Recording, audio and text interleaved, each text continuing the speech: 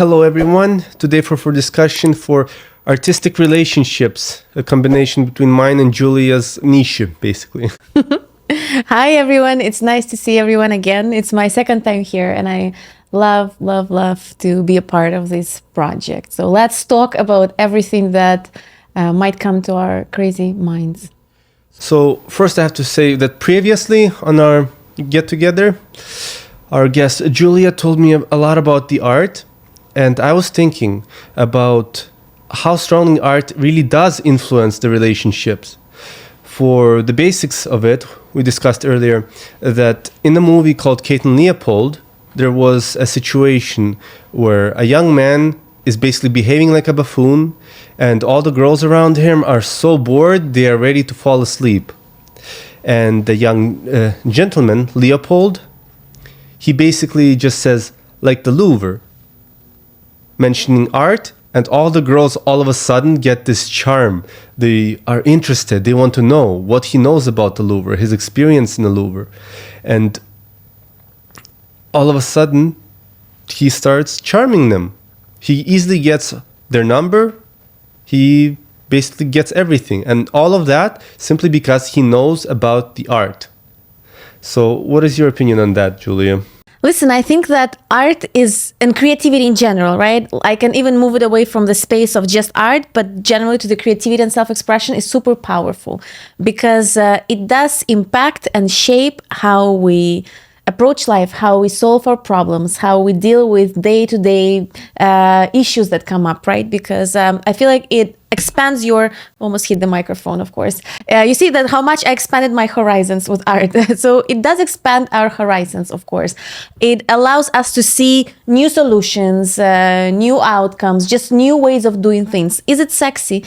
It is absolutely sexy to see the person who can find extraordinary ways to solving regular things. So I do think that art shapes us a lot, and it doesn't matter what art are we talking to. Maybe you love movies, maybe you dance, maybe you paint, maybe you do cooking art, right? It doesn't matter. I don't want to limit art into just, hey, this is the painting, that's art, and that's one thing. So it is pretty powerful. In the particular case that you've mentioned, I think that one of the most intriguing things what women can find in men and the other way around is seeing that a human in front of you has a pretty broad scope of horizon, seeing that the person is intelligent, is educated, seeing that the person is curious about something else in the world and that he steps outside of his room literally and figuratively, right? So, of course, using artistic terms, talking about things outside of, hey, what did you eat today? Of course, it shows that, hey, you have interests, you have hobbies, you are probably educated, maybe you read, you watch something. So that is something that already adds a lot to the way I see you. Curiosity, education, being able to have good conversation, being able to bring topics to discuss, to think, all of that definitely adds to the point of how I see the man. And I think that when it comes to relationships, creativity is a big part of relationships because especially nowadays when it is so easy with one click, you can engage with a woman, right? You can swipe right, swipe left, and with one click, the deal is done, sort of. It's that easy. So, of course, for some of us, like that's how I feel about it. If there is no creativity in the initial approach towards me, there is no juice in it. Nothing sparks my curiosity, right? So definitely I do search for creative approaches when men approach me. And that can be in the way he types his message, in what he says to me, in the way he plans our date, in the way he dresses, in the way he asks me questions, right? Because creativity in the end, as I said, is more than just painting or singing or something. It's about how you express yourself, how you talk, how you build your relationship. So I do look for creativity when it comes to males approaching me and trying to build a relationship with me. And I'm also simultaneously thinking about the situation of asking a girl on a date, as you mentioned, approach. Imagine a guy who simply sends you a message, a text message, want to go on a date. And then there's a second guy who drew us a small heart inside it, he said, let's go to the gallery, and added some kind of sparkles around that heart. Now, even if it does look, let's say, unprofessional, imagine a guy who actually did try that. Listen, it's all about the effort. There is a big difference here, is the effort. And I feel like, unfortunately, we live in an interesting, fortunately or unfortunately, we live in an interesting time where effort becomes so rare. A couple of weeks ago, I went to the art gallery, or it was actually the museum. We were walking around and we were looking at the creations from the past, right? Like for the monuments and little plates and furniture. And in every single furniture, you see that they've spent days, hours, months making it, in all the beautiful turns, in all the little flowers and leaves. So every single detail of their life back then required an effort. You needed a freaking effort to make a plate. You needed a freaking effort to make a chair, to make a dress, everything. Now, obviously, because we live in a different time, it's much faster, it's globalized, blah, blah, blah. I feel like effort in general became so rare that when we see it in other gender, in male or female approaching us, it's already, wow, this is unusual. So when you're talking about making a postcard with a heart and a glitter, it's, to me, I don't care if it's artistic or if it's beautiful, but at least I see the effort. And effort, apparently now, in this century, is the sexiest thing. Yeah, I guess I don't even have to ask the question about, it's not about looking pretty, as you said. It's not about you becoming the master in art and everything. It's about showing that you at least try to study art because you know that she likes it. And when I say she, that's about 99% of the females. 99% of the females like art. They like it to be creative. And you don't have to be a master in it. You just have to show the effort of trying to master art, as we said earlier. First of all, I think that the concept that if you are doing something, you have to master it, it's already a concept that brings you to a failure. And I think I made the mistake saying master it, but to show that... It's not a mistake. Actually, it's a good thing that you said it, because that means that this word actually is somewhere in the area, like it's somewhere in our heads. So that's very good that you spit it out, because for me, in my art school, right, in my studio, I see that the biggest thing that prevents people from starting something or from learning something is this concept that, hey, if I do something, I have to master it. Not really. You just have to make the first step. And sometimes the purpose of doing something is simply doing something, especially when it comes to creativity and self-expression. And sometimes same thing can be applied to relationship, as you said. It doesn't matter how perfect is your suit. It doesn't matter how perfect is that restaurant. What matters is that you did your homework. You researched the person, you researched what the person liked, so then you've built a custom solution to address that person. And honestly, nowadays, it really surprises me when men invite women for dates that have nothing to do with that woman. What I mean about that, most of us, we have social media accounts, we have our Instagram. If you are an averagely intelligent person, you can go to an Instagram and you can do your little audit of what's that person like, right? Because we usually post our hobbies, we post what we do, we post where we go. So you can read. Sure everybody does that. Everybody does it. So you can read the personal brand out there. So if you actually want to achieve something with that other person, if you want to invest a little effort, you do your homework, your research. So then you come up with a custom solution for the spending time with that person. So now having this that wasn't available back then, it was a mystery. What did the person like? You actually had to go to ask the friends, to ask the family. Now it's out there. And maybe because it is out there and it is so easy to access it, maybe we lost the skill to do the homework before meeting the person. And now when I see the guys invite girls for dates that are like, you know what I mean? It's just not about that person. I had that experience myself. It only surprises me a lot. Well, you mentioned how guys found out what the girls like earlier. I want to mention the old trick that was used in the past by our ancestors that were approximately 20 years ago. Ancestors. Technically, our moms and dads. Technically, our moms and dads are still our ancestors. True. Anyway, when a guy is on a date with a girl, or even if they just met, Just let her talk. Girls talk 3 times more than us. Let her talk and listen. She's gonna tell you everything about herself. And from that on, she's basically telling you more than Instagram will ever tell you. So that's the way you find out. Don't brag about anything in yourself. That's not gonna work. She's gonna get much more turned on if you just listen to her and actually pay attention. Listen to her is enough, but if you pay attention, hey, ask questions. For example, if a man is on a date with me and he doesn't ask me questions, I'm not gonna talk. I want you again to show the effort towards me. Ask me questions. So then I'm here. I'm gonna give you the information. I'm here to share. okay, so I'm gonna ask you this question: what kind of art is your favorite? Is it realism? Is it surrealism? Abstract? My favorite art is the art that makes me feel. I keep saying that for me, the only criteria that I use to judge art, to see whether I like it or not, is does it provoke any feelings in me? Does it make me sad or happy or angry or any emotions?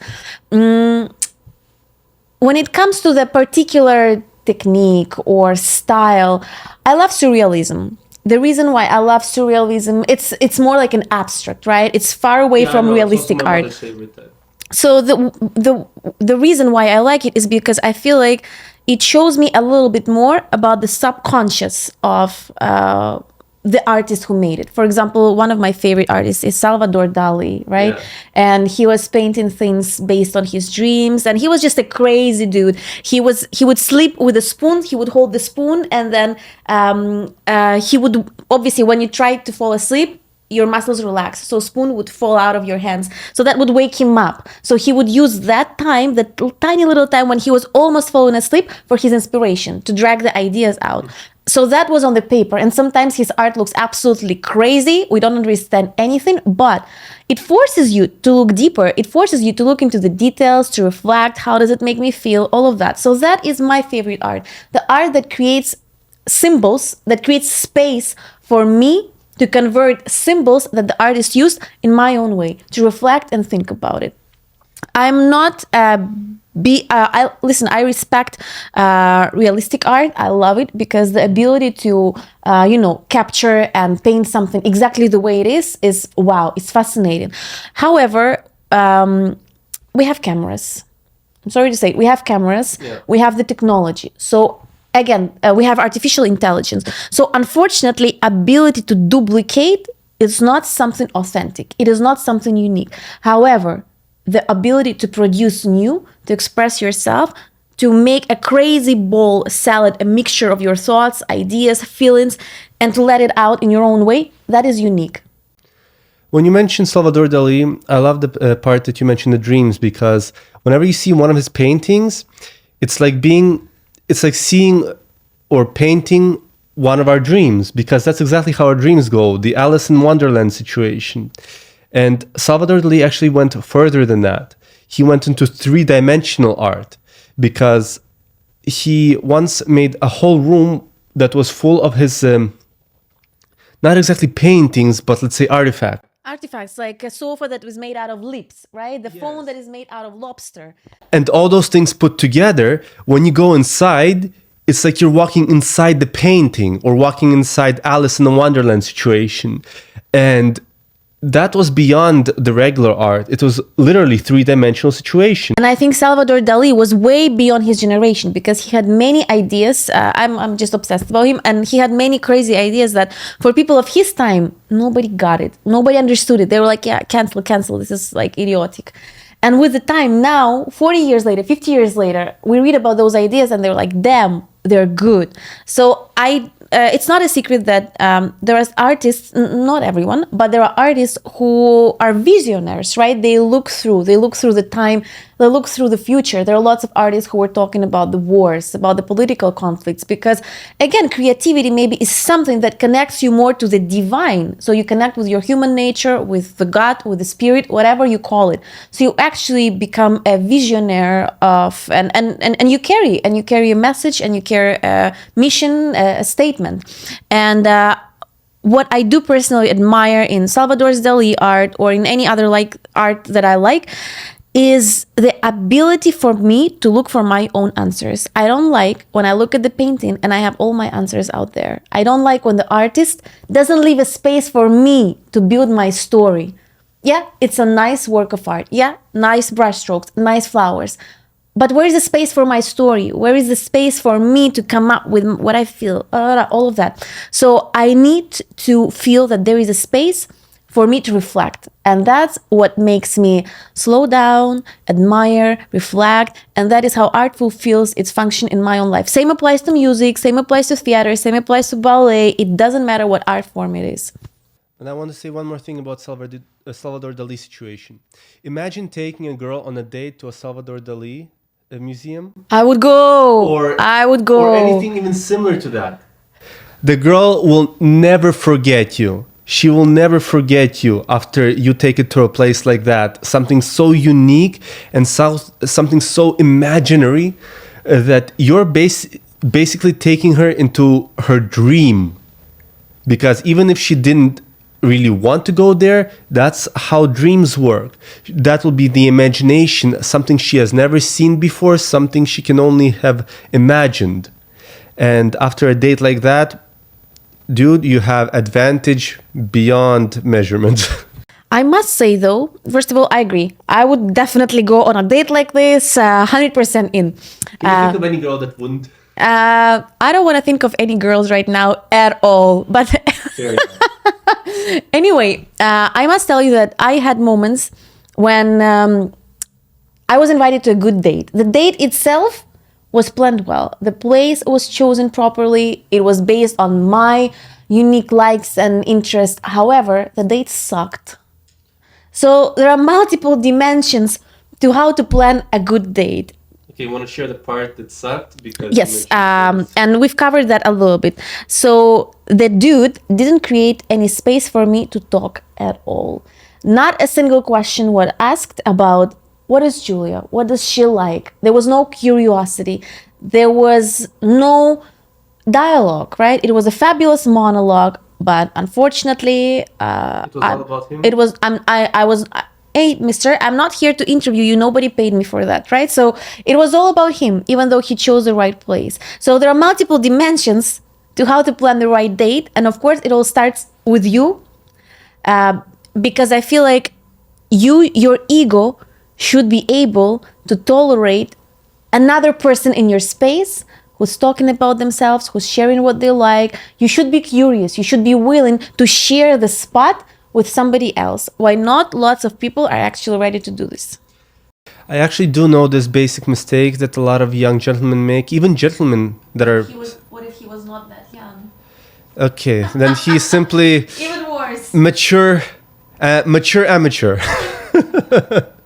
At this point, these guys, they desperately trying to impress a girl about how good they are and qualified they are to her. And they actually have good intentions, but they don't understand that if you simply listen to her, she'll be far more happy. You'll turn her on far wetter. Oh my goodness, too much information. Paul, I have a question for you. So when you meet a woman, right, what is sexy for you in a woman? And is there any role that creativity plays for you, how you perceive the woman, whether she paints or sings or she just sounds like a creative person? How does it change your perception of that woman? For male perspective, style of how she's dressed is the most important part because Seriously? Yes, actually, because males see female from a distance and we actually have to judge the book by its cover when it comes to distance. I'm talking about seeing a girl from a distance so far. So you have, for example, 5 girls and you have to choose which one you're going to approach. So how are you going to choose? What about the body? Well, So the clothes is still more important than the... no, that part is not. I just didn't want to go into that topic. You see, there is no way we can avoid these topics, Paul. Like, so that is thing number one. I'm just gonna say a healthy body is it stands. The only thing that stands above this healthy style.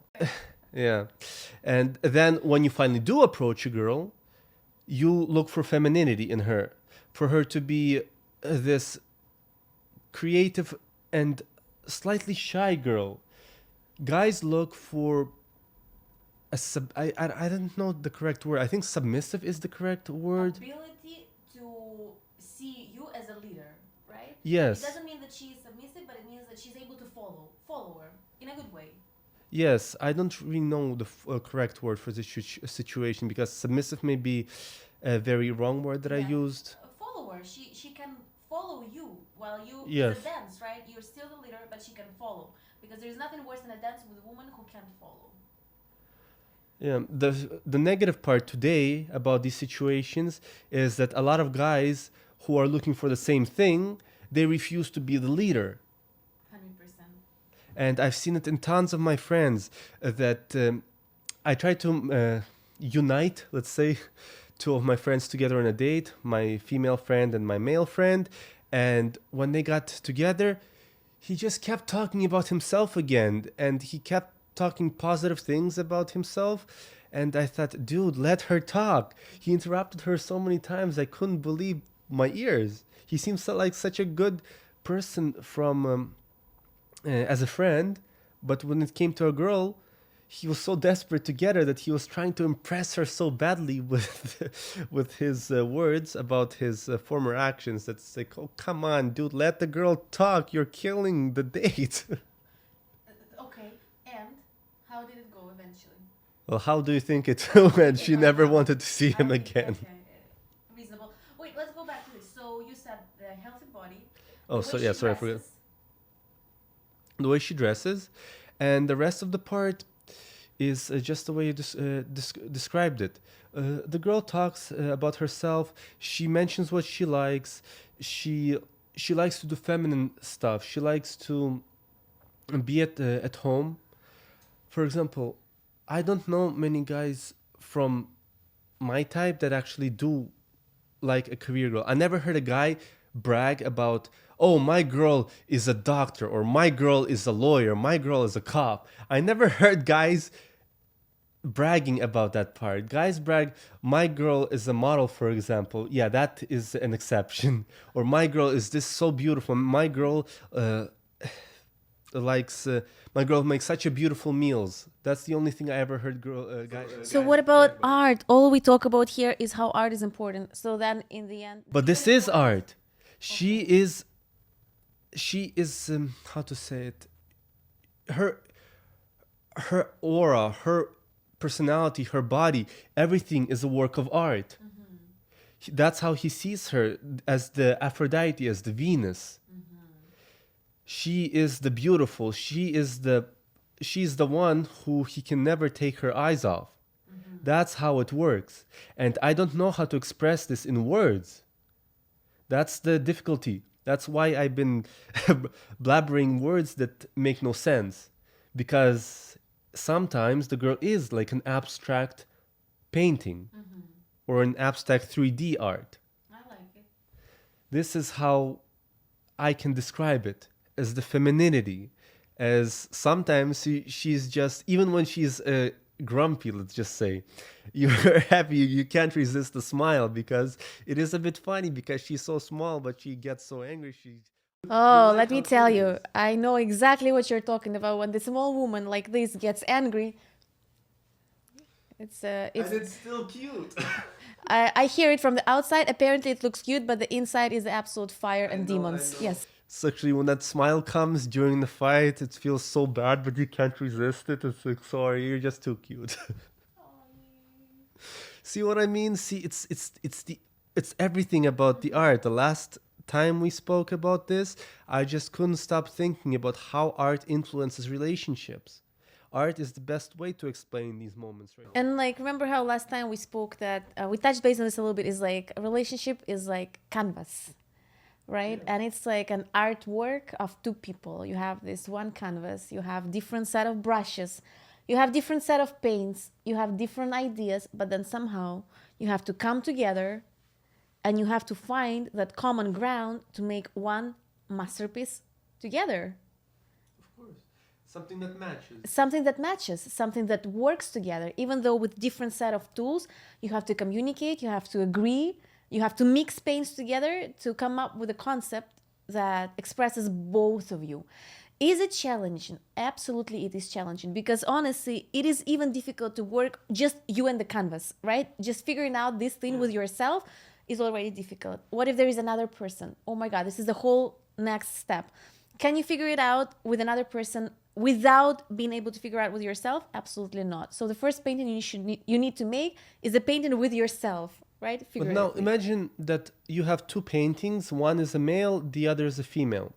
And then you have these pretty much blank, not blank, but one is a dirty canvas. No, not a dirty as in a used painting, and the has other paint slashed over it.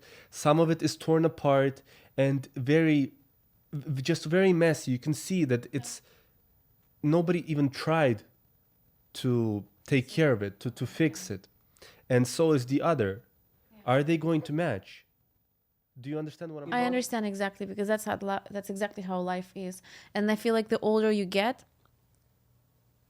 the more you see something like this. You bring yourself to the table, you meet someone, and you're not a blank canvas anymore. You're ripped in some parts, you're squished, there is some messy paint around. The same goes to the other person. And now you have your own, oh my God, that color won't work here. Oh my God, don't touch me with that brush, right? It's just natural.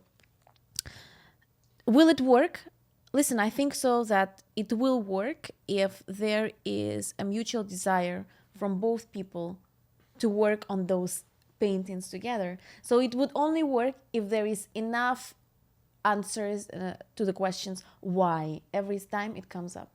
Once again, what I mentioned earlier, the dirty, messy paintings, some of them torn. And imagine you see another pair and you see that both of them tried to clean the mess that was on them, tried to sew the ripped parts, and tried to fix themselves. Yeah. That's the type of people that accept yourself the way you are, is when you see the flaws within yourself and then you try to fix them. 100%. You shouldn't expect other person to come and completely fix your painting. Absolutely. Yeah, because that's exactly what I see today all the time. Other people expect their problems to be solved by, others. By the government, by their parents, by their friends. And if they don't do that, they just get angry. Paul, you just spoke about my biggest concerns of the modern society. If you would tell me, hey, Julia, what do you think is the biggest problem now? You said exactly what I would answer. It was just like, are you serious? I think that we've never lived in the time like now where people are so infantile, what's the right word? You know what I mean? They're sort of immature. They're sort of grown-ups. In their passport, they're grown-ups. But in their heads, they're kids who are not able to take the responsibility for whatever happens in their life. There is always a space to blame the government, as you said. Canada is wrong. That country is wrong. Taxes are wrong. I can't start a business because that is wrong. He hurt me. My parents, oh my God. Do you know how many people I see now in their 40s, late 40s, who still blame their parents for something that they were not able to achieve or succeed? It drives me absolutely crazy. And that's why we live in the time where things like esoteric stuff, magic, right, things like that, where you can actually put away your responsibility from your shoulders to somebody else, they bloom more than ever, because we live in times when people don't want to own their shit. So what you said actually is a very big deal. And can you build a healthy relationship with a person like that? No, unless you are exactly like that. Then maybe you can, I think two people like that is even worse. It's even worse, probably. Usually when one of the mature comes along, especially if the immature is a female and the mature is male, a male can take the lead and maybe try to do something. I agree with you. But if the immature one is the male and the mature is the female, she has to somehow drag him. And that's not what she wants. Exactly. When woman has to drag somebody, when woman has to lead somebody, it already kills the dynamic. And if you would ask me about this 5 years ago, I would tell you, yeah, it doesn't matter, it's all equal, blah, blah, blah. But now, to be honest, I agree with you 100%. When woman has to lead and push the relationship on her shoulders and to push the guy, hey, let's go with me, I'll show the way, that breaks the dynamic. And that's when the woman grows bigger balls than her man. Well, in a situation of maturity and immaturity, as far as I've heard from a brilliant young man who runs the channel Charisma on Command. He mentioned that maturity has 3 stages. That the first stage of maturity is the weakest one, exactly the one that you mentioned, where a person blames everybody else. Basically, the person blames the world for everything. That's the immature. Then the semi-mature stage, the second one, is when the person takes a step forward, but he goes a bit overboard and blames himself for everything. No matter what happens, even if it's, let's say, even if one of the countries gets into war right now, he'll blame himself for that somehow. Okay, that's another completely. But that's at least a step forward. Yeah. And then when you finally reach the mature stage, is when you say, let's say you had a breakup with somebody after, let's say, a short relationship, it wasn't that serious, and at the end, you're able to see that certain parts were her fault, but the other parts were your fault as well. Can we? I'm sorry, but can we use the word responsibility maybe in this case? What did I say? Fault. Oh, really? You see, this is good. You see how we speed out things? Let's use the word responsibility. Because with big relationships comes great responsibilities. I hear a lot of people ask about, like, general question, hey, what are your regrets? Do you regret about it? Was it a mistake? So I don't believe in mistakes in general, and I don't believe in regrets. Because, first of all, as I said, it's not a fault. It's my responsibility that it happened, right? If it happened. But in the end, I do believe that in every single second of our life, we sort of do our best, what we could do in that moment. So when you think that back then you actually did your absolute best, how can you regret, right? How can you say that something was a mistake? No, you own the responsibility. Yes, my acts or lack of my actions, they led to this point. And I feel like regrets is a waste of your energy. First of all, there is nothing you can do about them. You can learn, but in general, there is nothing you can do about them. And when you still say about regrets, it's sort of you don't own it. You don't own your experience. You still try to put it on a fault or on it was just bad luck or something or another person. How do I look? You look good. Good? The hair is good? Yes. Okay. You look really different without that hat, though. In a bad way? In a good way? In a good way? Surprising way, because you look very different. I barely recognize you. Are you Because you're serious? so red in that hat. Are you serious? So, oh my It's God, in a positive way. I should have taken it down long time ago. Why didn't you tell me? No, I'm saying it was matching very nice. was matching. Right now you simply look as a different person. Okay, let's make a little talk while I look like a different person. It's the second guest you have. Julia number 2. Okay, J2. So this is the part where we were talking about how take responsibility when it comes to relationships and the maturity part. We really transitioned from art to relationships, but that was sort of the point. Also, you can see how simply talking about art and matching with the girl's interests really gets her to open up and tell you a lot about herself. And that will make her feel very, very good. This is not only about the art itself, but also to match with a girl. I think, do you understand what I mean saying that? When a person matches your interest, you want to share with him more. You trust him more because you see that he is more like you. I agree. At the same time, I don't feel like the person with me has to match exactly my interests, right? Because it doesn't have to be 100%. I respect your interest, you respect my interest. We show interest in each other's interests, obviously, right? I still expect that there is a part of life, right, where you don't have to agree with me or spend all the time there. You know, like we can remain our own. I think the word is compromise. Explain to me, what does it mean? I know what is compromise, but what do you mean by compromise here? Well, compromise is when you don't have to agree with her 100%, but let's say at least 80. Well, 80. 80 is the number I was going to say. But the way I agree with men, 50 is... I can agree with you 50, but you can agree with me 99.9 minimum. Oh, that's okay. That's okay. I'll do my best. I'll try I'll try 98.9. 98, that's fine.